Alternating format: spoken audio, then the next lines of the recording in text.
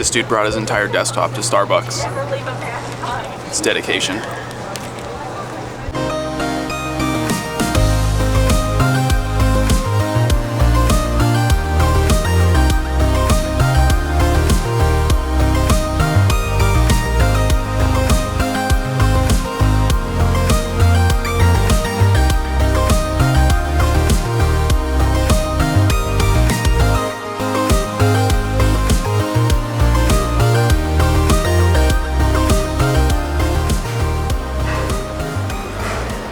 Today's episode starts with a little bit of bad news.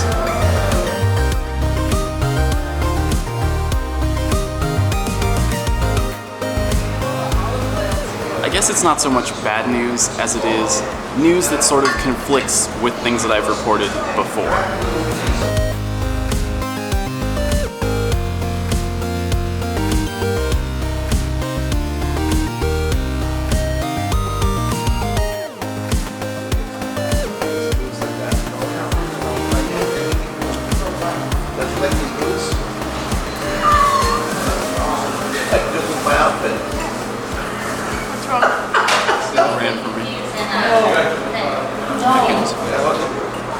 For a while now, we've been working and researching under the assumption that Niantic uses data from OpenStreetMap to determine a lot of things like spawns and nests.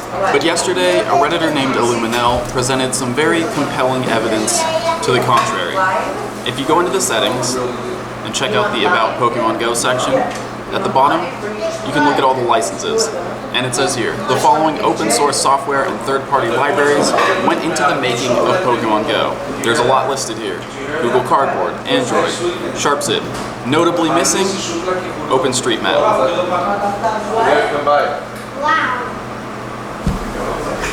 Thank you so much. Before we go, I want to give this place a quick shout out. Me and Cassie love eating at little hole-in-the-wall restaurants. And this is a new Greek food spot here in Downey. It's right across from the old McDonald's.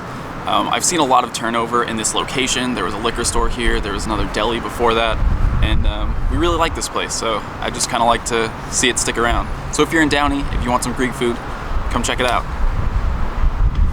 Yeah.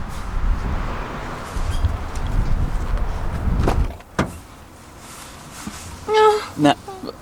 What are you watching? Cute animal videos? Yeah. Now, back to OpenStreetMaps.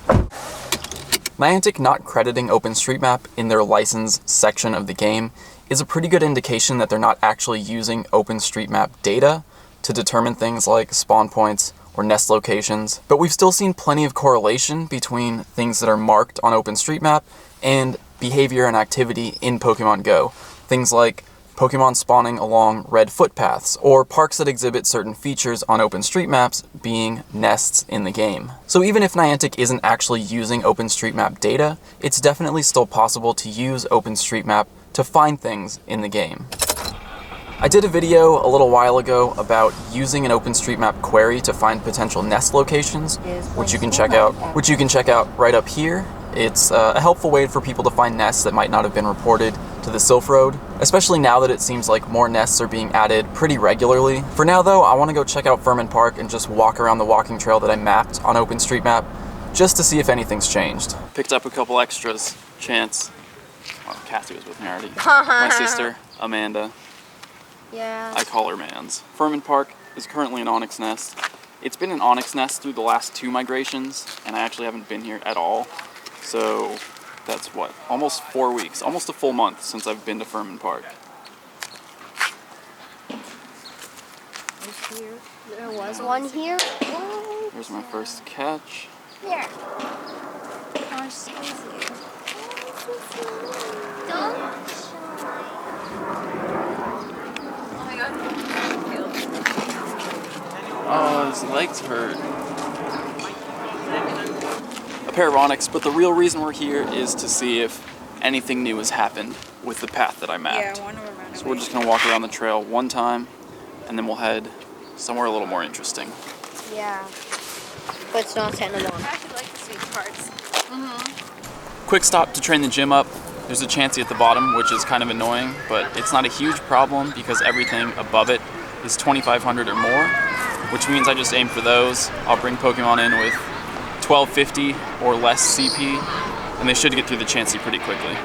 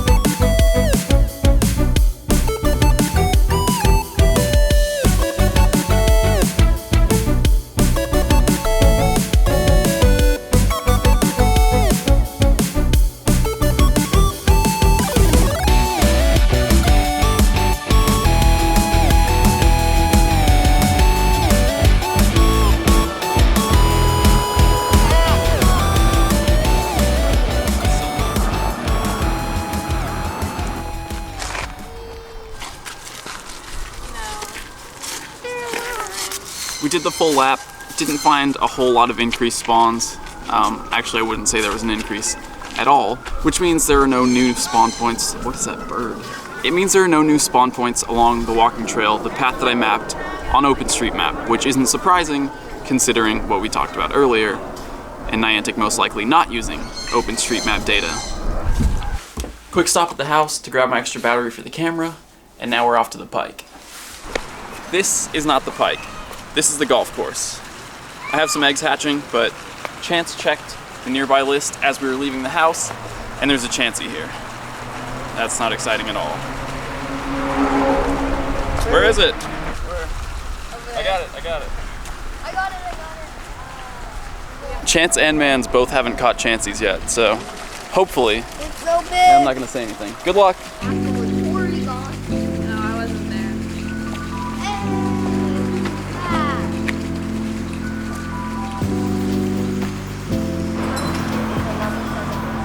Here, but the best thing about having Go Plus is picking up egg miles in the car. What I'm concerned about. I didn't complete the eggs. Mr. Nick. The other ones are 3.4, and there's one that's 3.2. You look like a nun from The Sound of Music right now.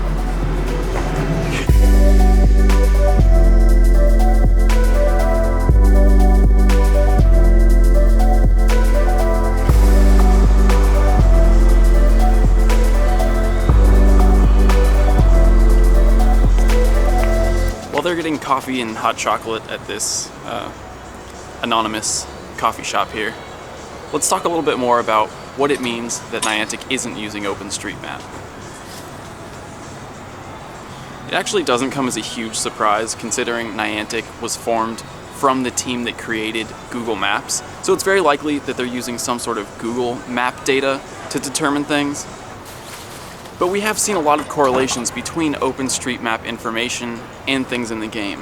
I think one of the reasons that we were so quick to believe that they weren't using Google data but rather OpenStreetMap was because a lot of nests existed in places that aren't marked as green parks on Google Maps. There are obvious discrepancies between Pokemon Go's map, which is based on Google Maps, and what we actually see in the game. We've seen Pokemon spawning along red walking trails that aren't marked in Google Maps. But if we go back and look at the licenses here, there isn't anything about Google Maps either. The first line says, the following open source software and third-party libraries went into the making of Pokemon Go, which means Niantic might actually have their own library or their own database of information that they use for determining things like nests and spawn points. That information, that library that they have, could be based on Google Maps, it could be based on OpenStreetMaps, it could be a combination of the two.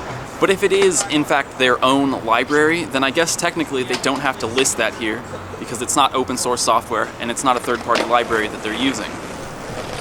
This place is slow. Check this out, Rev. I've been craving Stroop waffles since I finished the ones you gave me. So stoked for this. Is it good? Can I try one? Rip band waffle. It's actually not bad. Oh yeah. It's not as good as the ones that Reversal brought me. Yeah, the original But it's good. ones.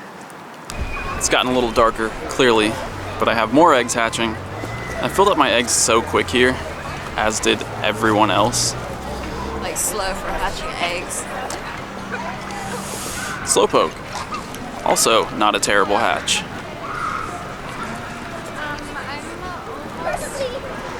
Oh. Okay. What? You want to bet? That's perfect. Is it perfect? What month is after April? Chance, do it. Ah. That's the second time I've gotten trolled like that in 2 days. But check it out. I finally got my gold egg hatching medal. Not bad. Oh, there it is. In case you were wondering what kind of nest this is, that should answer it right there.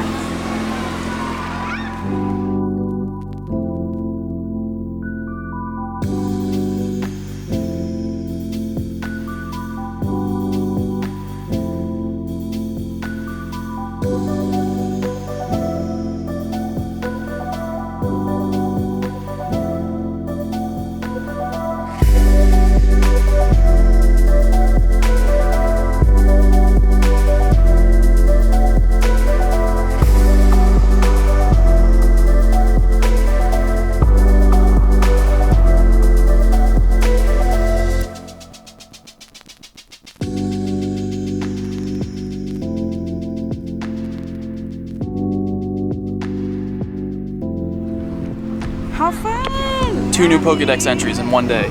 How does it feel? Remarkable. Alright. This could be exciting, or more than likely, not very exciting. 2 2-kilometer eggs. So far, not exciting at all. Got one. Yes! Got it. Alright, so I need now 2 more babies. Smoochum and Pichu. We're also, well, it's not on my list, but you can see it there in the corner, tracking down an Omastar on the other side of the harbor.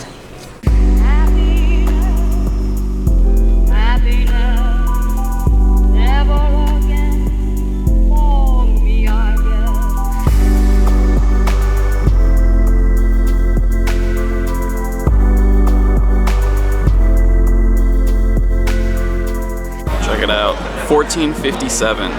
This is a pretty good one. You know what? There's a brass band on the boat behind me. Kind of reminds me of New Orleans a little bit.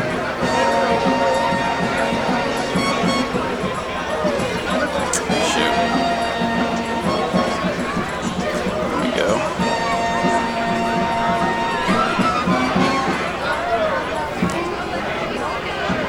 Got it. 1457 water gun hydro pump. And, oh my goodness.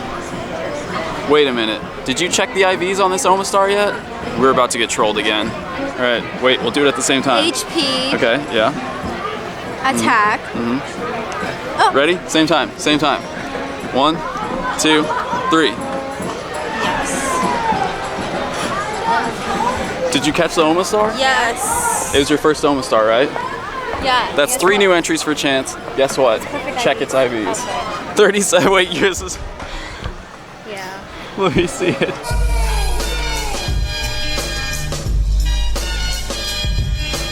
So, a perfect IV Omastar in the wild with the best moveset. The odds of catching a perfect IV Pokemon in the wild are 1 in 4,096. The odds of catching a perfect IV Pokemon with the moveset that you want are gonna require me to do some math really quickly. So we have a 16% chance of getting the moveset we want and a 0.02% chance of getting perfect IVs. Chance of both happening, 0.0032%. That's a very low percentage, but I'm super stoked about that. So that's what, 8 perfect IV Pokemon now? How do you feel? Me? Disappointed. Disappointed. It was 37. I would have taken it if it was above 100 or Bittersweet is the word you're looking for. Thank you. Yes! I hope you're not tired of seeing me catch Electabuzz yet, because here's a triple.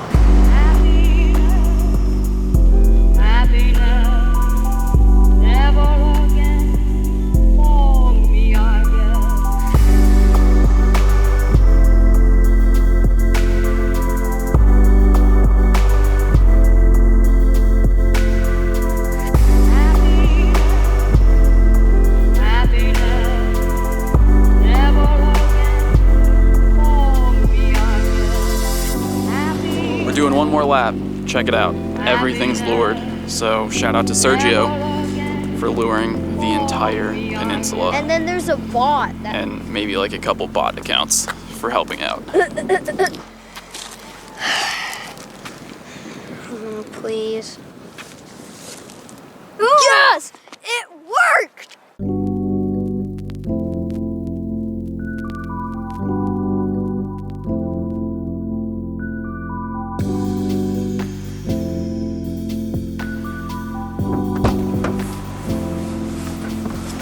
Alright. That was a pretty productive trip to the Pike. Did that really just start again? Yeah. Sorry about the horn. But anyway, check it out. Tons of Electabuzz, and this isn't even all of them. I transferred quite a few. A lot of these are really good for training. 1041 with 2 electric type moves. 1653 with 2 electric type moves. That's even good for battling. That's one of my strongest electric types at this point. The first one I caught, Thundershock Thunder, 1673. And then of course, the perfect IV Omastar, which was sort of disappointing for Chance. Now, just to close out on the OpenStreetMap conversation, Niantic not specifically using OpenStreetMap data to influence things in the game doesn't mean we can't still find correlations between information that's available on OpenStreetMap and things that are happening in Pokemon Go. So we can still continue to look at OpenStreetMap, we just have to keep in mind that it might not be the cause of things that are happening, and rather just correlated. So anyway, I hope you guys enjoyed this episode. I hope you learned something very important. And, well, we'll see you tomorrow. Goodbye.